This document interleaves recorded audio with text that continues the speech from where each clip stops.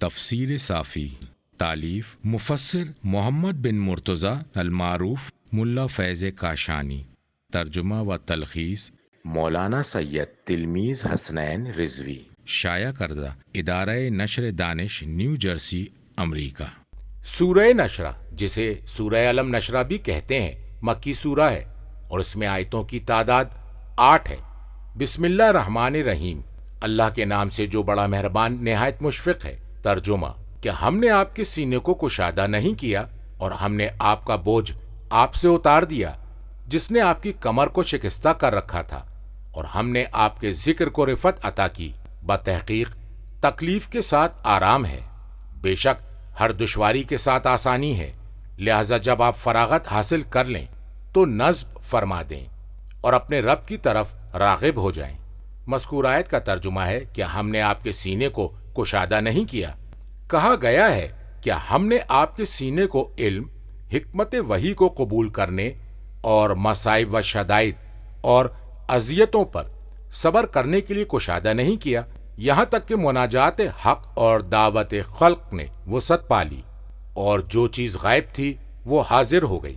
تفسیر قمی میں علی علیہ السلام کے بارے میں ہے کہ ہم نے علی کو آپ کا وصی بنا دیا۔ فرمایا کہ جب مکہ فتح ہو گیا اور قریش اسلام میں داخل ہو گئے تو اللہ تعالیٰ نے ان کے سینے کو کشادہ کر دیا اور ان کے راز کو فاش کر دیا۔ تفسیر مجموع البیان میں نبی اکرم صلی اللہ علیہ وآلہ وسلم سے مروی ہے، آپ سے سوال کیا گیا کہ کیا شرح صدر ہوتا ہے؟ فرمایا ہاں۔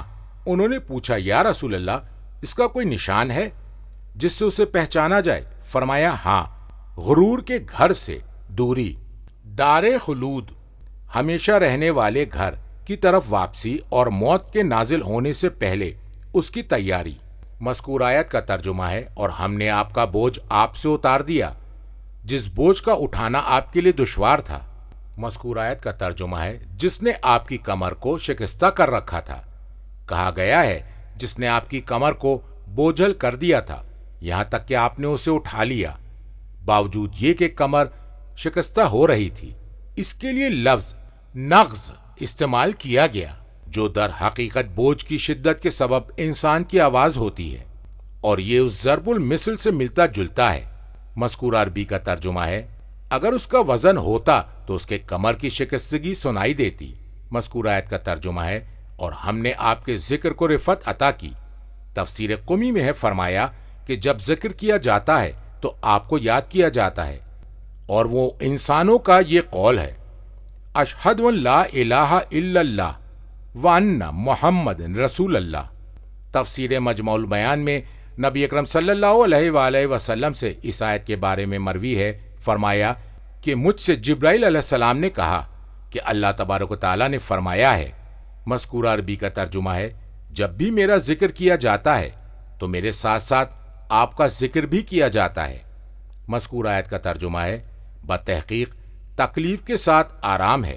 مذکور آیت کے الفاظ کے معنی ہیں تکلیف کے ساتھ سینے کی تنگی کی وجہ سے، اور ایسا بوجھ جس نے پشت کو خمیدہ کر دیا، قوم کی گمراہی اور ان کی ایذا رسانی کے سبب۔ مذکور آیت کے لفظ کے معنی ہیں آسانی، یعنی شرح صدر، بوجھ کا اتار دینا اور قوم کو اطاعت اور ہدایت کی توفیق فراہم کرنا۔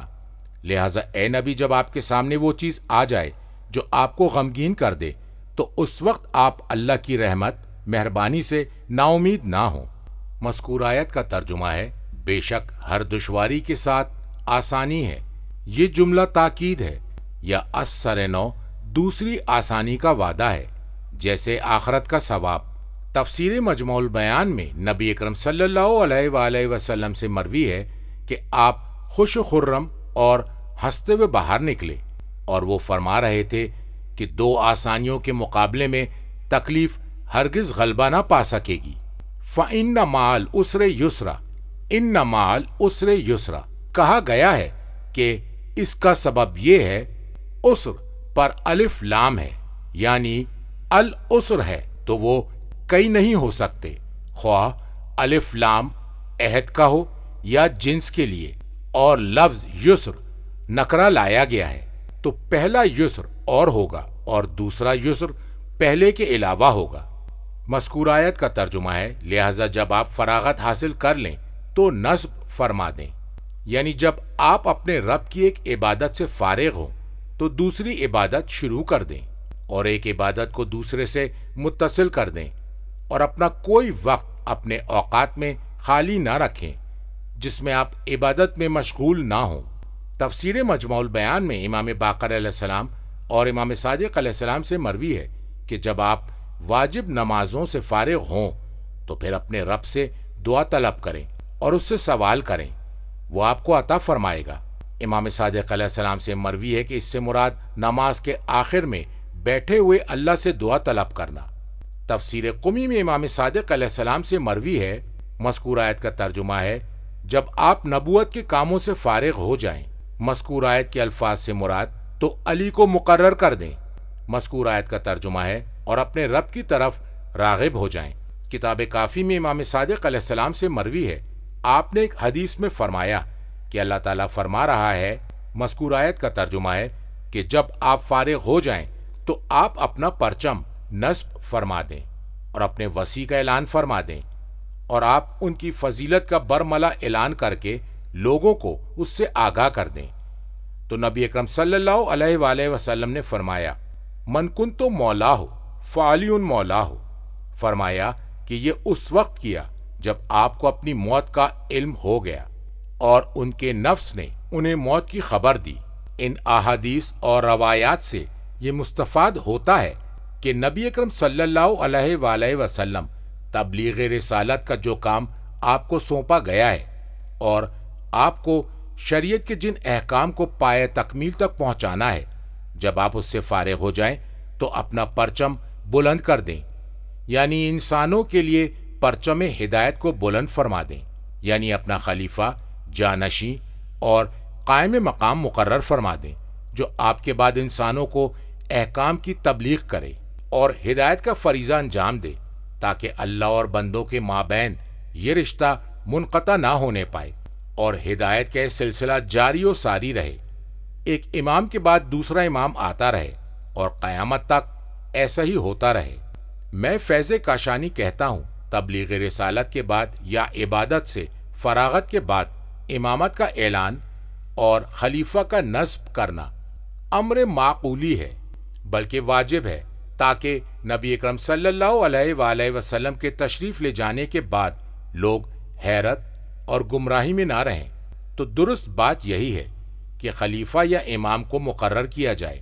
جہاں تک بغض علی ہے تو تبلیغ رسالت یا عبادت سے اس کا کیا تعلق ہے، اور یہ کون سی معقول وجہ ہے، جبکہ عام مسلمانوں کی کتابیں نبی اکرم صلی اللہ علیہ وآلہ وسلم کی محبت علی ابن ابی طالب علیہ السلام سے بھری ہوئی ہیں، اور آپ نے زندگی بھر حضرت علی علیہ السلام کی فضیلت کو ظاہر فرمایا ہے، اور یہ کہ علی کی محبت ایمان اور ان سے بغض کفر ہے۔ اس سے پہلے سورت کے پڑھنے کا ثواب بیان کیا جا چکا ہے۔ تفسیر مجموع البیان میں عیاشی سے، اور وہ امام صادق علیہ السلام سے نقل کرتے ہیں، آپ نے فرمایا کہ کسی ایک رکعت میں 2 سورتیں ایک ساتھ نہیں پڑھی جاتی سوائے سورہ ضحیٰ اور علم نشرہ اور علم تری کیف اور لإلاف قریش کے۔ نوٹ: از مترجم یہ سورہ حمد کے علاوہ ہے، اس لیے کہ سورہ حمد یعنی سورہ فاتحہ کے بغیر کوئی نماز درست نہیں ہوتی۔